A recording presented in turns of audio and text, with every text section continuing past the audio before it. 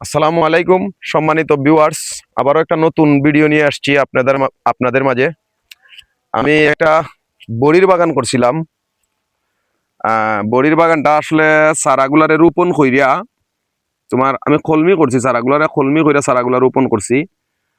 তো জায়গাটা এক মতো এক কানি জায়গার মধ্যে বড়ি গাছ লাগাইছি। এই যে দেখেন, প্রথম এটারে কিন্তু আমি কলমি করছি, কলমি কইরা গাছটারে আমি জিতাইছি। এখন গাছ সম্পূর্ণভাবে জিতইছে, ফলও আসছে। এই যে দেখেন, বড়ির ফলও এসে গেছে। কিন্তু এর মধ্যে এই ফলগুলো আমি কিন্তু এখন কিতা করতাম না।